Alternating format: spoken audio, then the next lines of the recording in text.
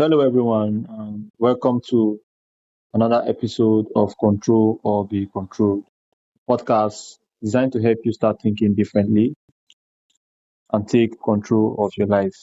And I remain your host, Darlington. Today's guest is Wendy Garrido. She's a pickleball pioneer turned polyamory expert who now works with leaders who appear to have it all but still crave more freedom, pleasure, honesty, and aliveness in their businesses and relationships. Wendy, welcome to Control or Be Control. Thank you so much for having me. I love the topics, All right, the concept. Thank you so much, Wendy. So, I would like you to also introduce yourself to my audience.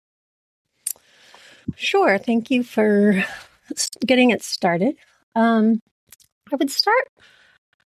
Ever since I was 16 years old, either someone I know or someone close to me has passed away unexpectedly about every 3 years.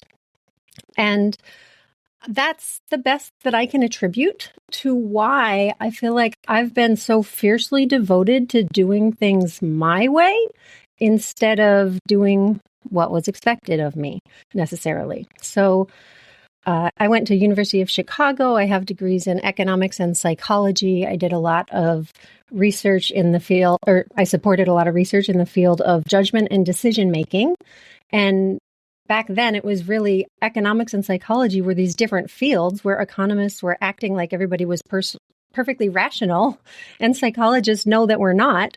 And so looking at that crossover of like, why don't we make rational decisions that are in our best interest and all of that? So when I left college, a lot of people either went on to become consultants at like McKinsey, or they became investment bankers with a six-figure starting salary. And there's just always been something in me that is not willing to compromise my time, my sense of aliveness, my freedom, and my quality time with people I love to chase the dollar. So it's kind of come around the other way. I've been doing what I love and then figuring out, well, how do I build a business around that? And that's how my ex-husband and I built the first ever like online full-time pickleball coaching business. And it seems like the pattern for me is find out about something that's really good, learn how to get really good at it over the next 7 years. And in that time, everybody else starts to find out about it. So I publish a book and then I start sharing my wisdom with the world. And so that's what we did in pickleball back in 2014. And then the last 8 years have really been my own personal exploration of, since I came out as polyamorous and our marriage ended, and it's been this exploration of how do I build relationships where I have deep emotional intimacy and closeness, where I also don't have to compromise on my freedom and autonomy and personal sovereignty. And it hasn't always been easy, but I have incredible relationships in my life that are emotionally intimate, sexually intimate, and nobody thinks that they have any control or ownership over me and my choices and what I do. And they're incredibly supportive of me doing what feels right to me. All right, thank you so much, Wendy, for that wonderful introduction. So, Wendy, let's get into the show. You say you can't be betrayed by someone else if you haven't betrayed yourself first. Tell us what self-betrayal actually look like in a relationship, and why do most people never recognize it in the moment it is happening? Well, I'll start with your second question. The reason that we don't notice that we're compromising on ourselves in these ways is because we've kind of been taught that that's what love means, that love means compromising, that love means doing something even if you don't feel comfortable or safe in it, that love means doing things for people even if you don't want to. And in the way that I define love, is that it means accepting people for who they are and supporting them in becoming who they want to be, not putting pressure on them to be who we want them to be.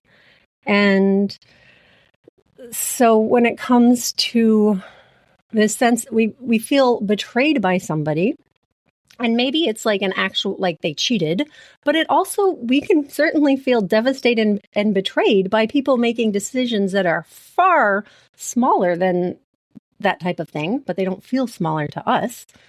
But what I have found is that as we move into emotional or physical closeness with somebody, we find these edges of, I call it the verge of vulnerability. And so you're going through your everyday life, you're not having this closeness that brings up these feelings of vulnerability in you. But you find the special person, you get to that point.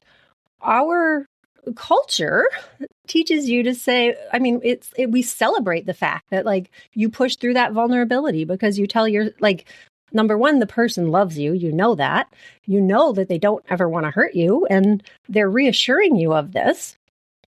And so we push through the feeling and we decide to do it anyway.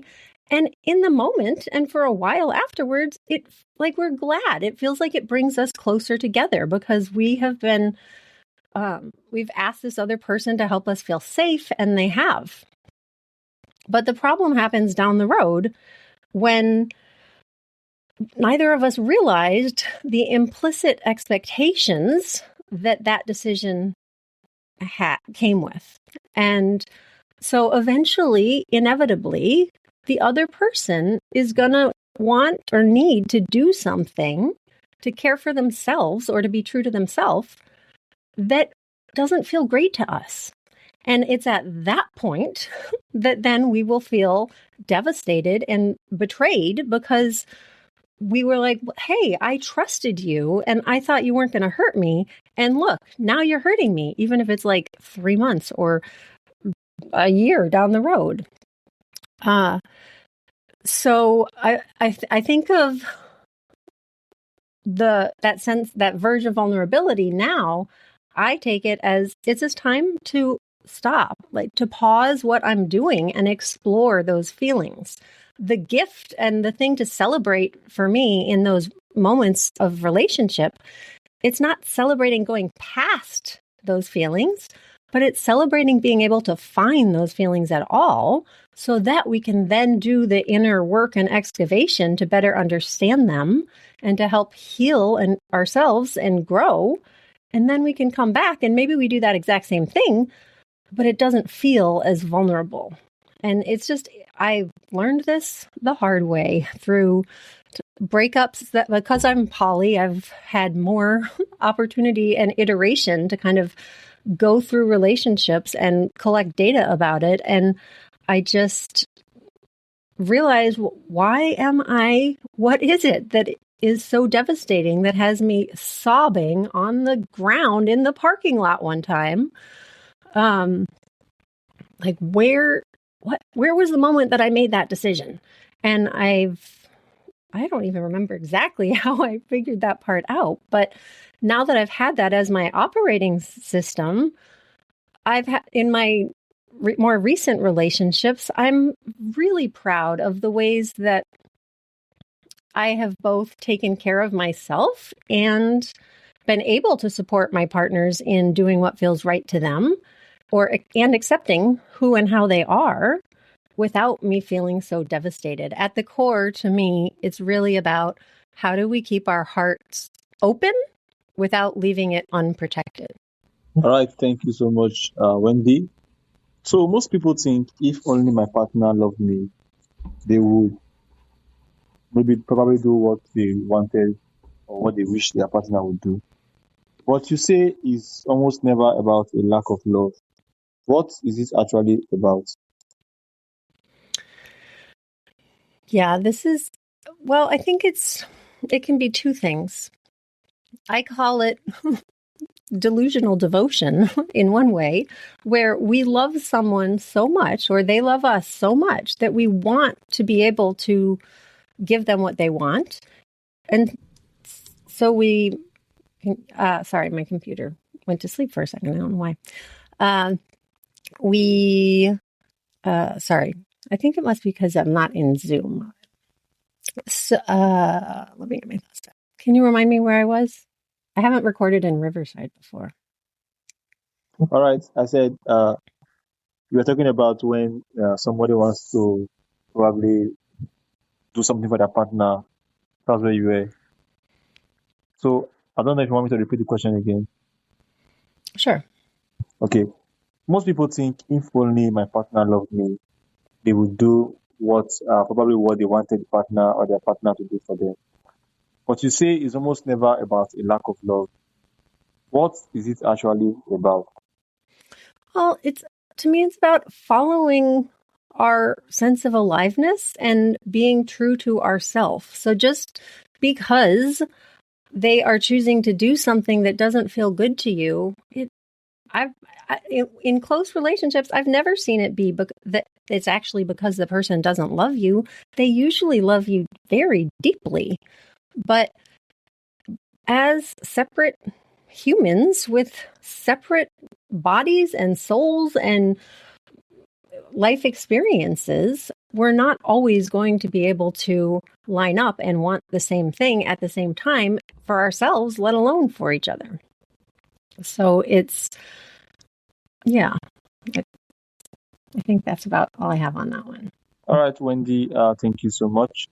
So, Wendy, you coined the term invisible codependence. How is that different from traditional codependency? And why does it so often look and feel like love? I think of a traditional codependency is a more, I would say, extreme version of what I call invisible codependence. And the way that I would compare it is it's sort of like with food and nutrition. Like there could be somebody who is having a disordered eating and really is struggling with that. Or there could be kind of the mainstream way that most of us eat, but it's really not ideal or optimal for our health and well-being. And then at the other end of the spectrum, there's like the opportunity of really optimizing our diet and doing our blood tests and understanding what does our body need for nourishment and giving it that. And so similarly, I think that traditional codependency, it kind of compares it to like the eating disorder end of things, where it's like, okay, this has created really huge problems in your life. But invisible codependence is more pervasive than that, in the same way that kind of the standard diet isn't ideal, that our culture has taught us that love means doing these things. But it's not actually giving us what we need. And when we can identify where is that codependence showing up in our lives at a more nuanced level, just like if we're trying to go for optimal eating, we're doing those blood tests. If we're looking at where's our ideal, like how do we get to our ideal state of relationship and connection to ourself, then we use finer measures to understand what is coming up for us and why. Okay, Wendy,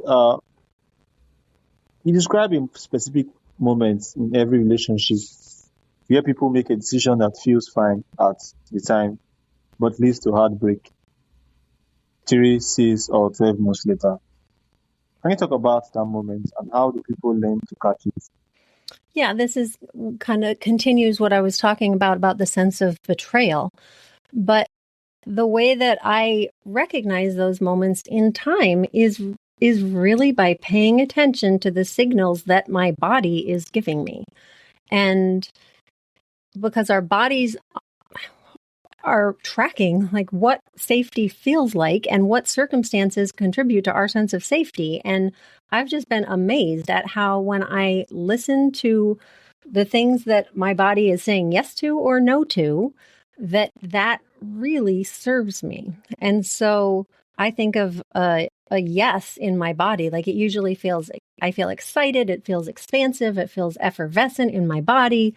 But when it's a no, it's often a constriction in my gut or like holding my breath or this feeling of contraction and wanting to back away. And so it's going to be different for everybody. One way you can test it is just by imagining or noticing when you're in particular situations where it's really clear, like you definitely don't want to do that. Well, then pay attention. What does that feel like in your body? Because that will help you recognize it then next time you're in a situation where it's really not feeling good to you. You'll be like, okay, this is the thing that tells me that I need to stop and pause. So how do I build that space into what I'm doing so that I can do that and better listen and figure out what's going on here that I haven't understood yet. There's often when I work with people, I'm helping them identify an unexpressed truth, and our bodies are aware of these truths, but when our minds are not. All right, Wendy, thank you so much. So moving on, what is your one-two rule about making requests? And why don't more people follow it naturally? So I call it the 1-2 rule of requests. And it's this: if you make a request to someone and they say yes, you've asked them once, and then remind them maybe twice if necessary, assuming that they say that they want to do it. You ask, they say yes. If they don't, you remind them twice. And after that, if they can't do it by that point, then it means that either they can't do it or they don't want to do it. And at that point, it's time to look at, okay, again, in terms of how I approach love is accepting people for who they are.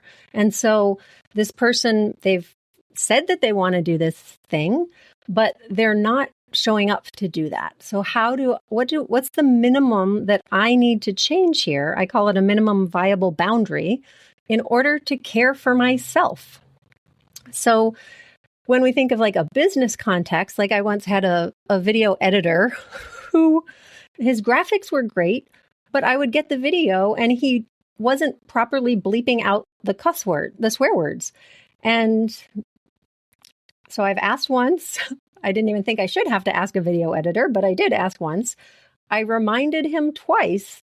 And at that point, I mean, very few people are going to continue reminding a video editor to do this thing.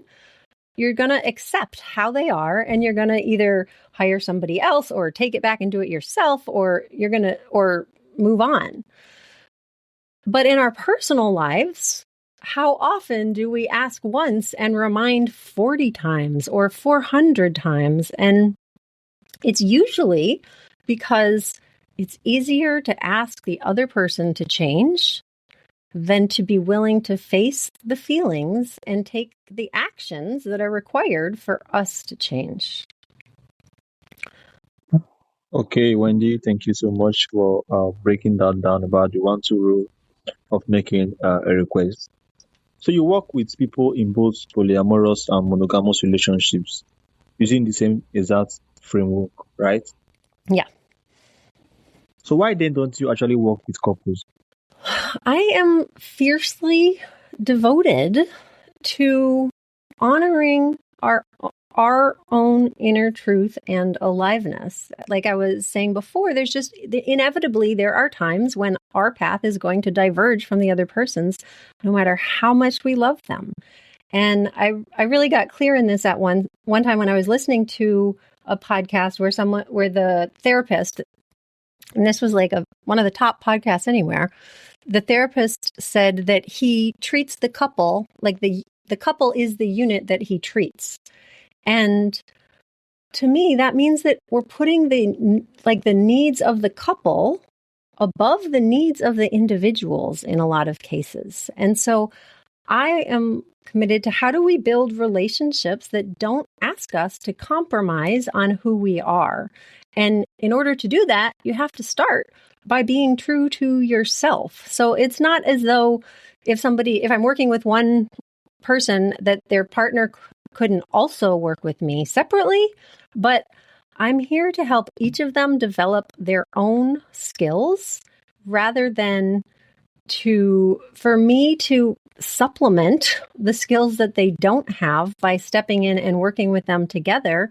And for better or for worse, my goal is not to maintain the relationship. My goal is to help each of them step into more authenticity, freedom, and aliveness than they have ever before, and then to find out what their relationship can look like when they're both doing that.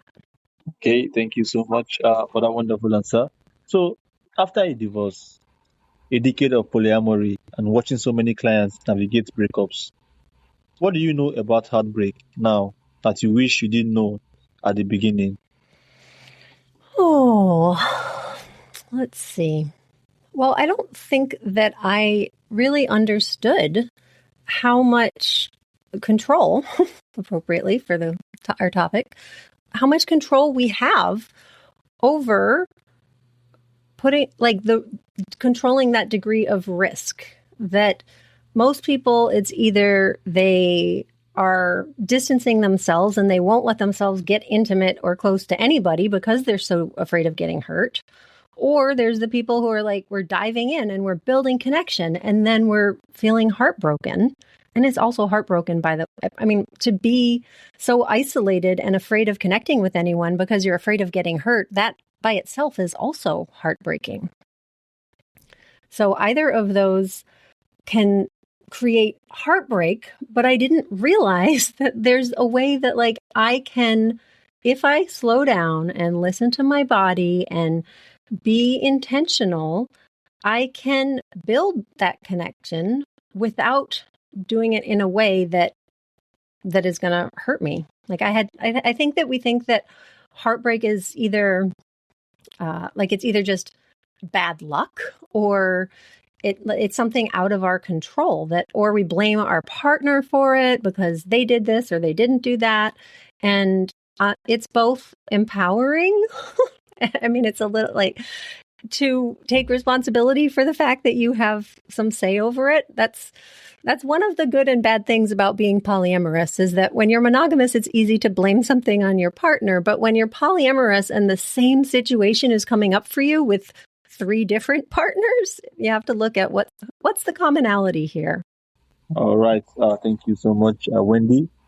So you work with 6 and 7-figure business owners on their relationships, right? Mm-hmm.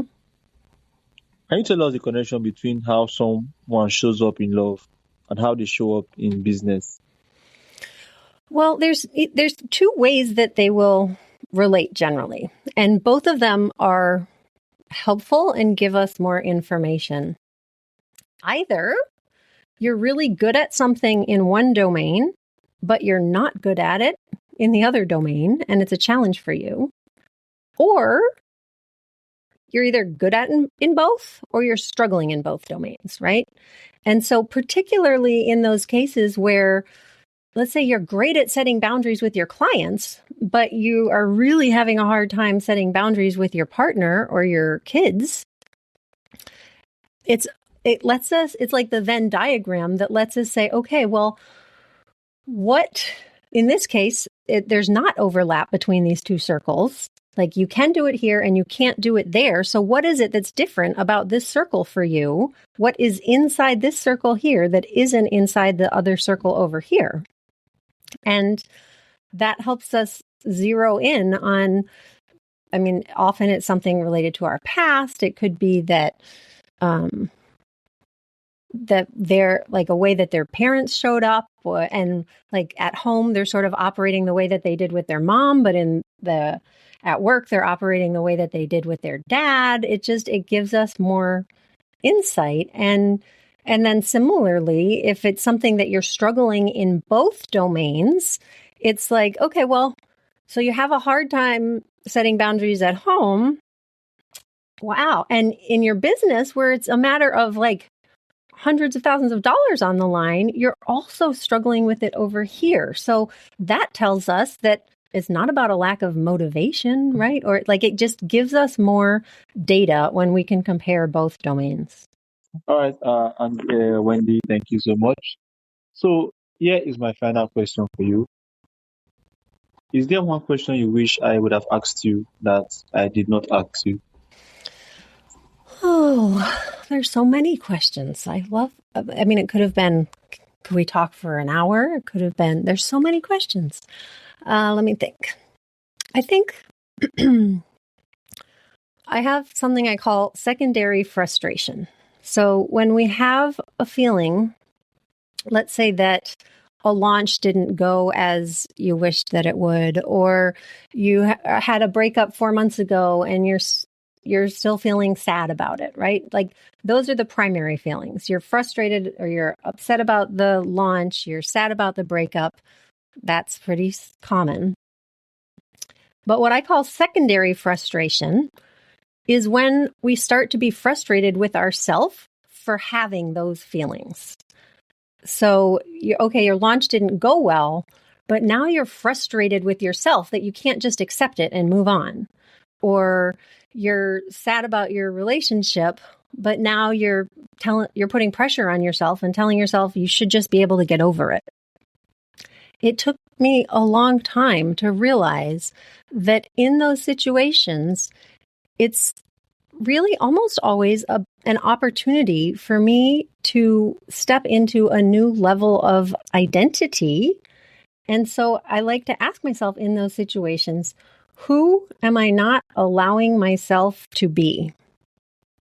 Because it's like the glimmer of who we can become in the future, that once we are that person, we won't be frustrated with these feelings anymore. But we're not quite there. So I think paying attention to when you feel that secondary frustration come up and what areas of your life it is in. And instead of just thinking like it's pointless and you suck because you feel that way, to be like, wow, this is actually really good insight here. If I feel frustrated with how I'm feeling, there must be something really good and big on the other side of it for me to learn. So I guess that's the answer to the question that you would have asked me. But there you have it. Thank you so much. I always ask my guests a particular question because I want to make sure I was able to touch whatever I needed to touch on the show and make sure I provide the highest amount of value I needed to provide for my audience. So before you go, Wendy, if there's one thing you wish every listener would take away from this conversation, what would you want that to be? You always have more control than you think you do. You always have more options than you can see. And that's something else really profound that I can't think of right now. But there's so many things, but really just those two things are huge. And a lot of the work that I do is helping people. I have what I call a 3-2-1 guarantee, where when we talk, I guarantee that I will ask you 3 questions that you have never been asked before. We'll come up with 2 possibilities that you've never considered before. And I'll help you come up with one practical next step in the direction of your heart's calling that actually feels good and doable for you. All right, Wendy, thank you so much for coming to Control or Be Controlled. Thank you for sharing your perspective and your insights with me and my audience. I really appreciate you taking your time breaking down relationship and business together. So, how can listeners connect with you and learn more about what you do? Sure. You can follow me on Instagram at Wendy Love Garrido, WendyLoveGarrido. My website is wendygarrido.com. And I just released I call it a mini book on Amazon. It's 8,000 words. It's a quick read, but it's called The Sexual Sovereignty Bible. And it's really created to give a vision for if we are all committed to not being controlled and not controlling other people, how do we build emotionally, physically intimate relationships and a society of people built on honoring our sovereignty? So that's like $2.99. You can get the ebook on Amazon, and that's a great starting point. All right, thank you so much once again. I really appreciate you once again for coming, and I'm sure Those who want to reach out to you, they will definitely reach out to you and know more about what Thank you do. Thank you so much. Yeah, thank you so much for having me. Wendy, so don't forget to mark episode as complete and leave me a review about the show on Podmatch. Thank you so much.